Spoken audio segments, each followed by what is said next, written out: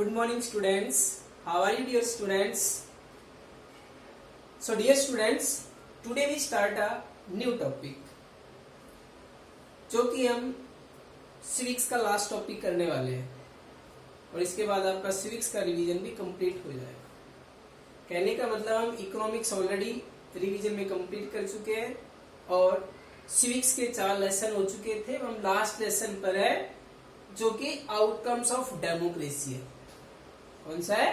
Outcome of democracy. और ये हमारे सिविक्स का लास्ट लेसन है। और इस लेसन में हमें, जैसा कि हमने पढ़ा हुआ है, हमें इस लेसन के अंदर वो सारा कुछ निचोड़ मिलता है। एक तरह से हम कहेंगे कंक्लूजन मिलता है कि डेमोक्रेसी को हम और बेटर कैसे बना सकते हैं, या हम कह सकते हैं कि उसके बेटर आउटकम्स हम कैसे गेन कर सकते हैं। ये सब इस लेसन के अंदर हमें इट मीन्स पढ़ने को मिला है। और इसके रिगार्डिंग जो लेसन है उसमें हमने क्वेश्चन आंसर भी कराए हैं। एक वीडियो भी पहले बनाई हुई थी। कहने का मतलब हमने इसको कंप्लीट भी करा दिया है, क्वेश्चन आंसर भी हो चुके थे। अब इसका हम रिवीजन कर रहे हैं। ओके, तो डियर स्टूडेंट्स, जो इसका फर्स्ट टॉपिक है, how we access democracy outcomes. हम डेमोक्रेसी के आउटकम्स को कैसे एक्सेस कर सकते हैं।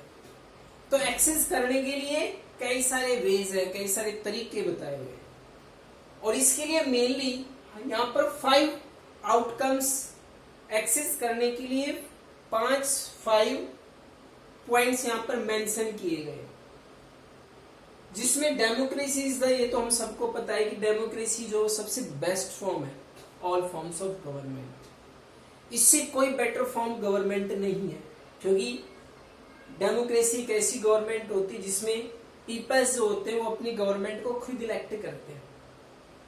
कहने का मतलब है गवर्नमेंट पीपल्स की अपनी खुद की गवर्नमेंट होती है, जिसमें वो अपने लीडर्स को, अपने रूलर्स को खुद इलेक्ट करता है। ओके, और गवर्नमेंट के अंदर डायरेक्टली पार्टिसिपेट करता है। ऐसा नहीं कि उसके ऊपर कोई प्रेशराइज होता है। अपनी मर्जी से, अपनी इच्छा से जिसको चाहे वोट कास्ट करता है और अपना रिप्रेजेंटेटिव इलेक्ट करके पार्लियामेंट तक या फिर जो स्टेट असेंबली होती है उसमें सेंड करता है। तो डेमोक्रेसी के आउटकम्स हम और ज्यादा कैसे बेटर ले सकते हैं, तो इसका फर्स्ट पॉइंट है प्रमोट इक्वालिटी अमंग सिटीजन्स। सबसे पहला कि सिटीजन्स में इक्वालिटी को प्रमोट किया जाए। कहने का मतलब सबको एक समान अधिकार मिलना चाहिए और डेमोक्रेसी वो हमें प्रोवाइड करता है। एवरीवन को इक्वल अपॉर्चुनिटी और इक्वल राइट प्रोवाइड करता है। अब कैसे करता है भी? हर एक को तो वोटिंग राइट होता है, जिसकी एज जैसे हमारे कॉन्स्टिट्यूशन के अकॉर्डिंग 18 इयर्स कर रखी है। पहले 21 थी, लेकिन 1990 के बाद में उसको रिड्यूस कर दिया गया। ओके, 1989 के बाद उसको रिड्यूस करके कहां पे ले आए? 18 इयर्स पर ले आए। ओके, तो जिसकी एज 18 ईयर या उससे ज्यादा हो जाती है उसको वोटिंग राइट होता है। और ये वोटिंग राइट किसी एक पर्सन या किसी पर्टिकुलर स्टेटस गेन करने वाले पर्सनैलिटी को नहीं। जैसे हमने फ्रेंच रेवोल्यूशन में रीड किया हुआ था कि कुछ लोगों को स्टार्टिंग के अंदर वोटिंग राइट था, लेकिन हमारे यहाँ पर तो इंडिपेंडेंस होने के साथ सभी को वोटिंग राइट मिल गया था, लेकिन 18 इयर्स का कुछ बाद में मिला। ओके, तो हम यहाँ पर इक्वालिटी प्रमोट की गई है। दूसरा, हर एक को गवर्नमेंट के अंदर पार्टिसिपेट करने का पूरा अधिकार होता है।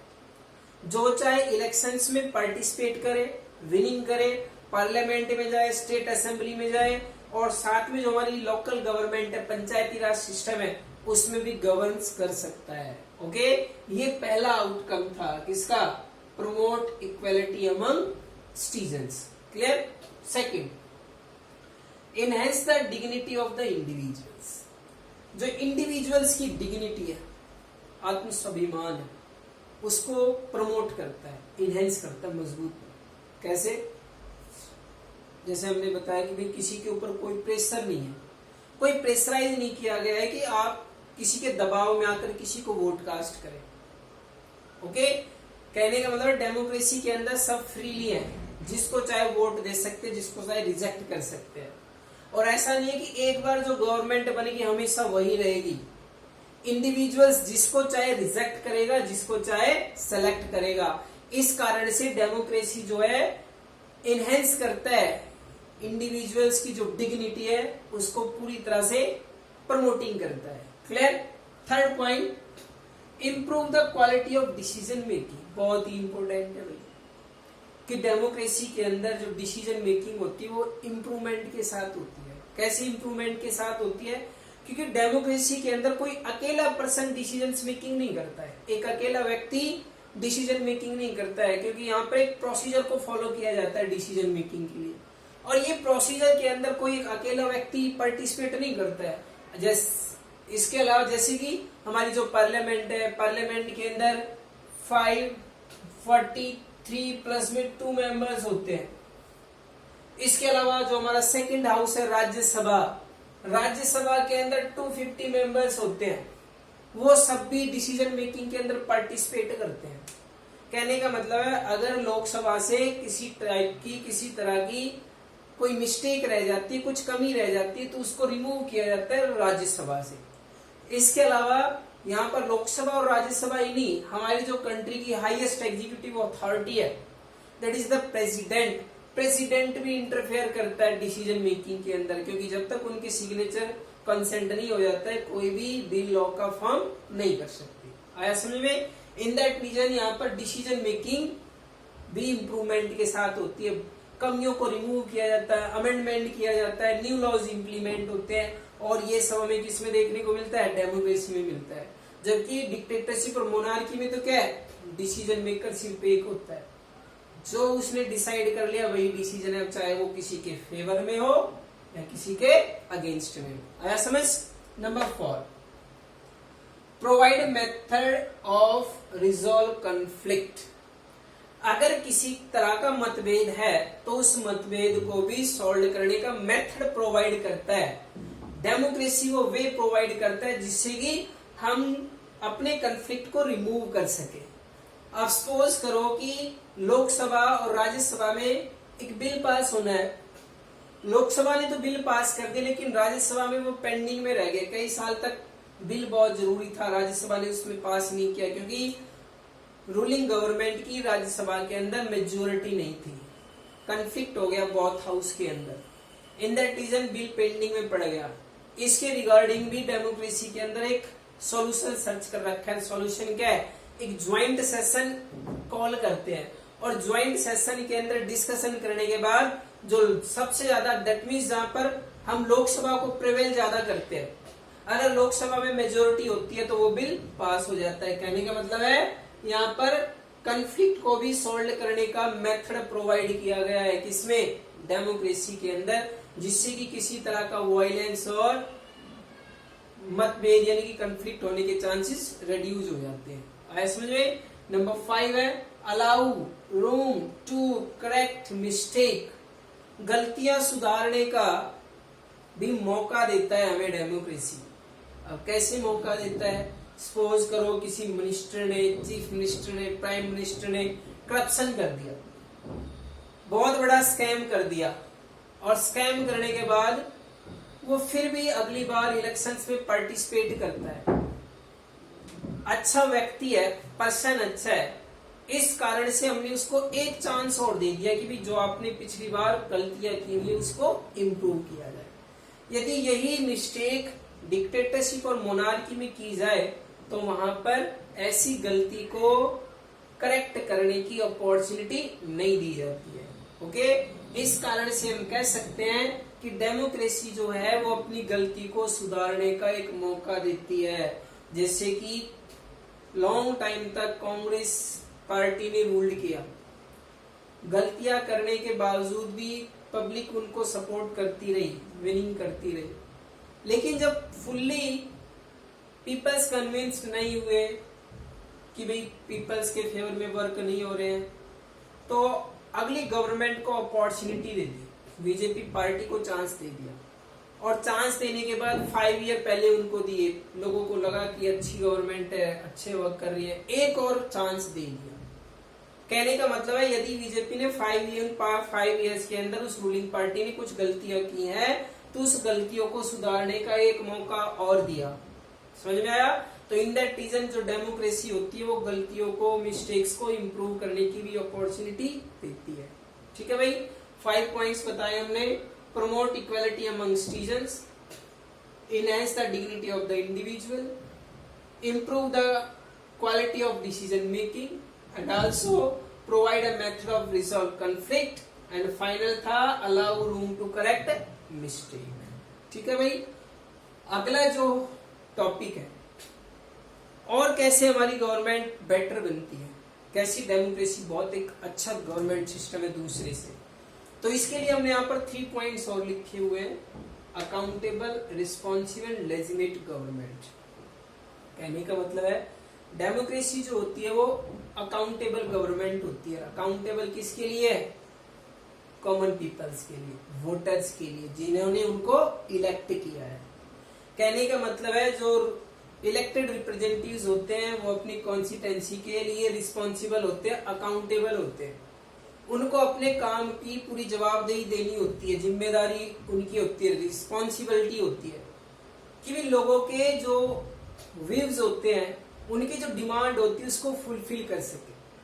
इन दैट रीजन हम कह सकते हैं कि डेमोक्रेसी कैसी गवर्नमेंट है? एक अकाउंटेबल गवर्नमेंट है जो कि लोगों के लिए जवाबदेही होती है। जब उनको लोगों, कहने का मतलब है 5 ईयर उनको रूल करने का चांस दिया और उन्होंने वर्क प्रॉपरली नहीं किया, तो पीपल्स उनसे अकाउंट यानी कि पूरी इंफॉर्मेशन मांग सकते हैं, और इसके लिए वो पीपल्स आंसरेबल होते हैं। आंसरेबल किसके लिए है? कॉमन पीपल्स के लिए। अगर वो अपने जवाब सेटिस्फैक्ट करता है तो सिंपल सी बात है उसको एक अपॉर्चुनिटी और मिल जाएगी, और उसका जवाब संतोषजनक नहीं रहता है तो सिंपल सी बात है उसको क्या देंगे? पनिशमेंट देंगे। और पनिशमेंट में ऐसा नहीं है कि डंडा उठा के ठुकाई पिटाई कर देंगे। पनिशमेंट का मतलब क्या होता है? उसको डिफीट कर दिया जाएगा, आने वाले इलेक्शंस में उसको हरा दिया जाएगा। आया समझ में? अगला है, जैसे हमने यहाँ पर पॉइंट्स लिखे हुए हैं 5 पॉइंट्स, जिसमें तीनों आ जाएंगे, अकाउंटेबल भी, रिस्पॉन्सिबल भी और लेजिटिमेट गवर्नमेंट भी। तो सबसे पहला पॉइंट है the most basic outcomes of democracy should be that it provide a government that is accountable to the citizens. लोगों के लिए अकाउंटेबल है जिन्होंने उनको इलेक्ट किया है, and responsible to the needs and expectation of the citizens.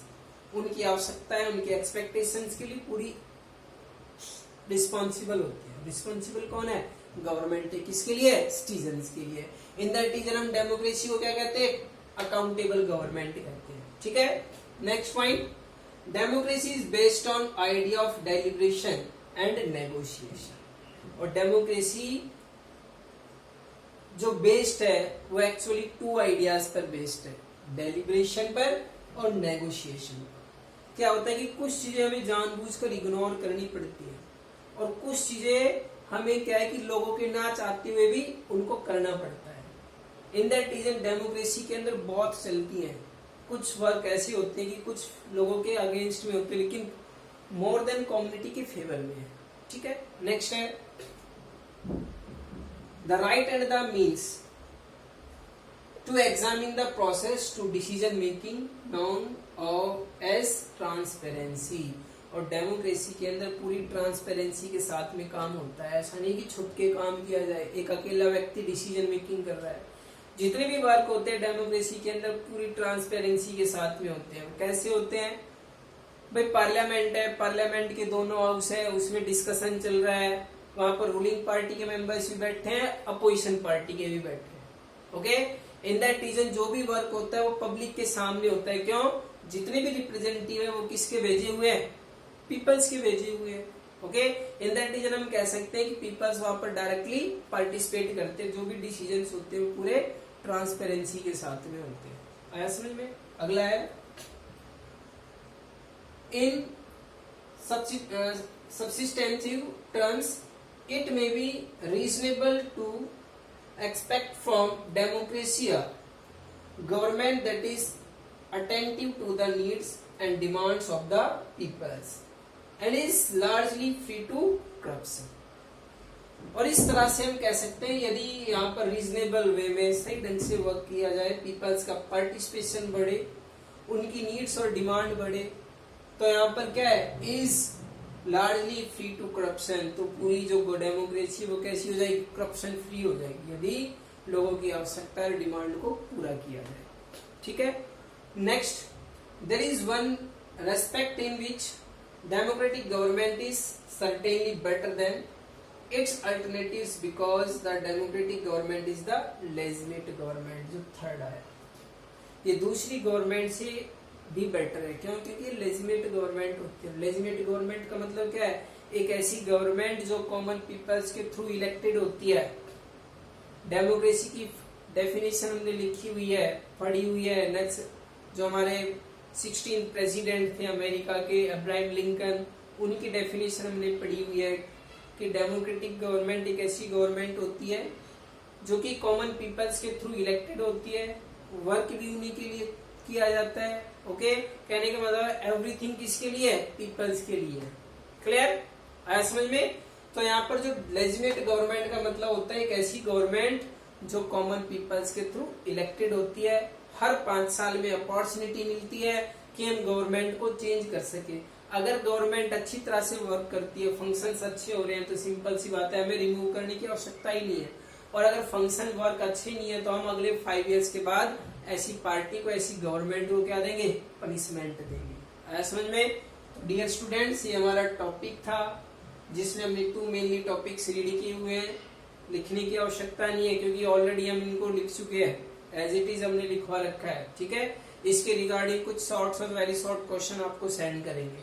Clear आया समझ में? ठीक है बेटा, तो अपना ख्याल रखिएगा सेफ्टी के साथ में। ओके बेटा, गुड बाय।